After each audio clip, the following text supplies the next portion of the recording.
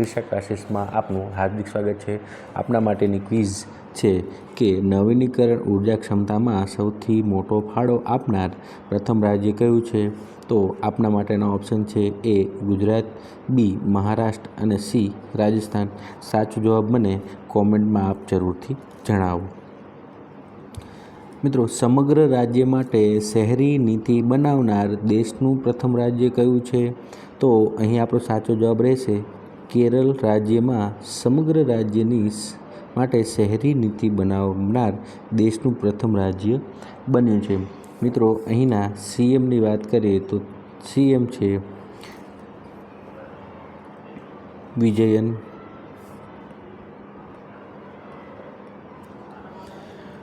મિત્રો, આ જે યોજના છે તેનું નામ આપને જણાવી દઉં, તેનું નામ છે નવ કેરળ અર્બન પોલિસી। નવ કેરળ અર્બન પોલિસી। આ યોજના અંતર્ગત સમગ્ર રાજ્ય માટે શહેરી નીતિ બનાવવામાં આવેલી છે। મિત્રો, ગિફ્ટ સિટીના નવા ચેરમેન કોને બનાવવામાં આવ્યા છે?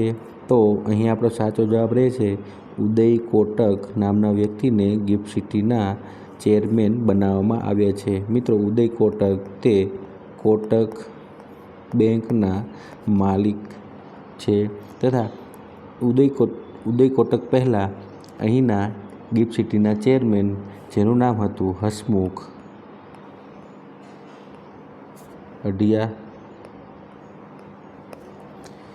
તથા મિત્રો આપને જણાવી દઉં કે ગિફ્ટ સિટીનું પૂરું નામ આપને જણાવી દઉં કે તેનું નામ છે ગુજરાત ઇન્ટરનેશનલ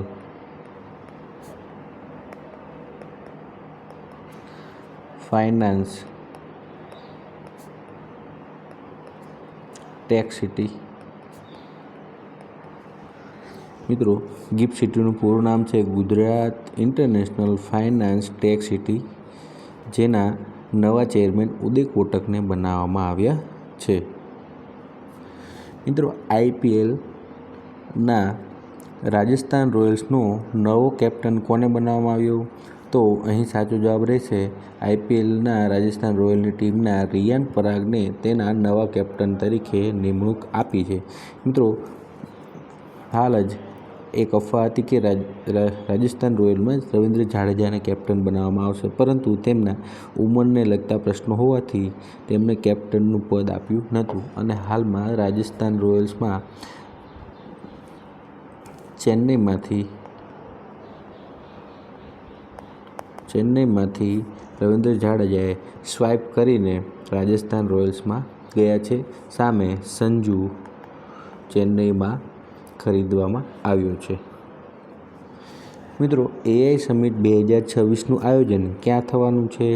તો અહીં સાચો જવાબ રહેશે એઆઈ સમિટ 2026નું આયોજન નવી દિલ્હી ખાતે થવાનું છે કે જેમાં 135થી વધુ દેશોના પ્રતિનિધિઓ ભાગ લેશે તથા દુનિયાની મોટી કંપનીઓના સીઈઓ પણ તેમાં હાજરી આપવાના છે અને તારીખ 16 ફેબ્રુઆરીના રોજ તેનું માનનીય વડાપ્રધાન નરેન્દ્રભાઈ મોદી તેનું ઉદ્ઘાટન કરવા જઈ રહ્યા છે।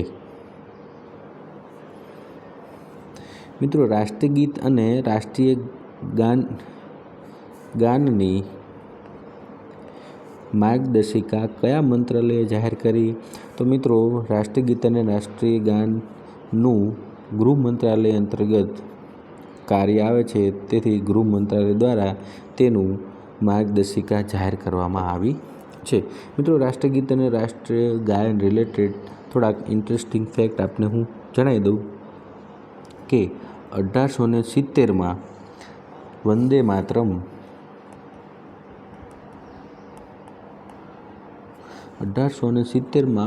માતરમની રચના બંકિમચંદ્ર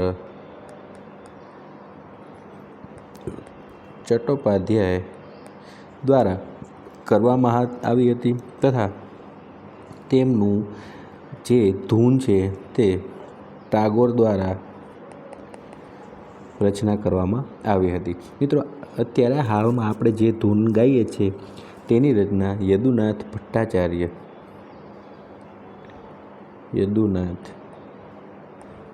ભટ્ટાચાર્ય દ્વારા કરવામાં આવી હતી. મિત્રો, 1905માં જ્યારે બંગાળના ભાગલા થયા હતા ત્યારે તેને એક કરવા માટે વંદે માતરમનો ખૂબ જ બહોળો ગાન થયું હતું અને તે ગીતના આધારે બંગાળના ભાગલા 1911માં રદ થયા હતા. મિત્રો, 1907માં જ્યારે મેડમ ભીખાઈજી કામા દ્વારા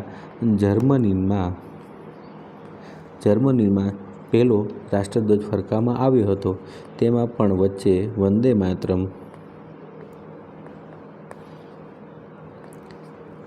માતરમનું સ્લોગન લગાવેલું હતું.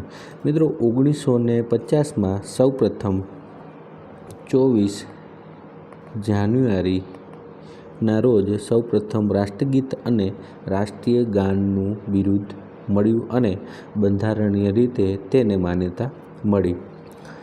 2002માં બીબીસીના રિપોર્ટ મુજબ વિશ્વનું બીજા નંબરનું લોકપ્રિય ગીત એટલે વંદે માતરમનું તેને એવોર્ડ મળેલ છે. મિત્રો, જો આપને વિડીયો પસંદ આવતો હોય તો લાઈક કરો, તમારા મિત્રો સુધી શેર કરો અને ચેનલને જરૂરથી સબસ્ક્રાઈબ કરી દો. મિત્રો, ભારત સરકારે કયા રોગની 2027 સુધીમાં નાબૂદ કરવાનો લક્ષ્ય રાખ્યો છે? તો અહીં આપણો સાચો જવાબ રહેશે હાથીપગા નામના રોગને 2027 સુધીમાં નાબૂદ કરવાનું લક્ષ્ય રાખ્યો છે.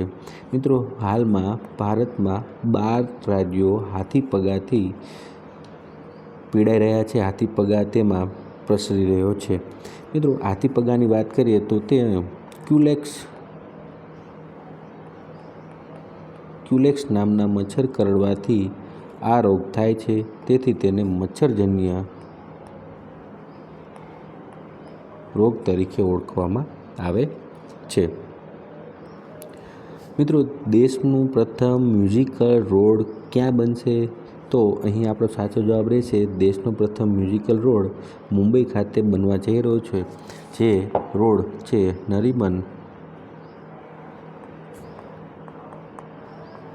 નરીમન પોઈન્ટથી વરલી સુધી આ રોડ બનવાનો છે. મિત્રો, અહીં જે મ્યુઝિકનું ગાન થવાનું છે તે છે જય હો, જેના રચયિતા છે AR રહેમાન તથા તેના લેખક છે ગુલઝાર.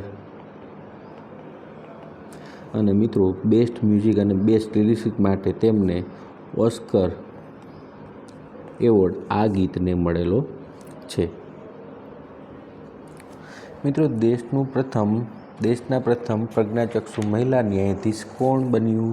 તો અહીં આપણો સાચો જવાબ રહેશે થાન્યાનાથન સી, જે હાલ કેરળમાં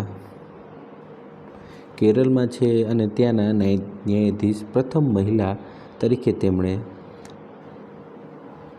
ઉપાધિ આપવામાં આવી છે. મિત્રો, દેશના પ્રથમ પ્રજ્ઞાચક્ષુ ન્યાયાધીશ તરીકે બ્રહ્માનંદ શર્મા પ્રચલિત છે, જે રાજસ્થાનમાં ન્યાયાધીશ બનાવવામાં આવ્યા છે. મિત્રો, વિશ્વની વાત કરીએ તો વિશ્વમાં સૌપ્રથમ પ્રજ્ઞાચક્ષુ ન્યાયાધીશ તો તેનું નામ છે એન્થોની પોલ, જે વિશ્વના સૌપ્રથમ પ્રજ્ઞાચક્ષુ ન્યાયાધીશ બનવાનું તેમને સિદ્ધિ હાસિલ છે. મિત્રો, બાંગ્લાદેશના નવા વડાપ્રધાન કોણ બન્યું?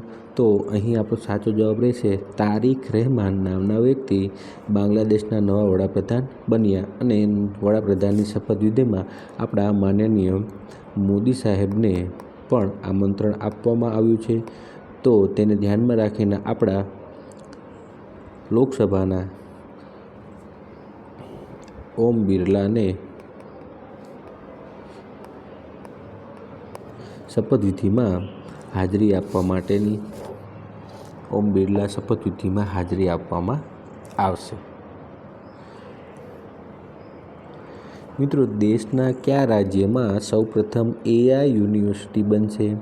મિત્રો, અહીં આપણો સાચો જવાબ રહેશે આંધ્રપ્રદેશમાં દેશની પ્રથમ AI યુનિવર્સિટી બનવા જઈ રહી છે, જે ધોરણ 8માંથી પ્રવેશ આપશે અને જેનું કાર્ય 2029માં ખતમ થશે અને 2029થી પ્રથમ એડમિશન પ્રોસેસ શરૂ થઈ જશે. મિત્રો, આંધ્રપ્રદેશની વાત કરીએ તો જેની રાજધાની છે અમરાવતી, જ્યાં આ યુનિવર્સિટીની સ્થાપના થવાની છે તથા તેના CM છે N. ચંદ્રબાબુ નાયડુ. મિત્રો, અહીં સુધી વિડીયો જોવા માટે આપનો ખૂબ ખૂબ આભાર. જય હિન્દ, જય ભારત.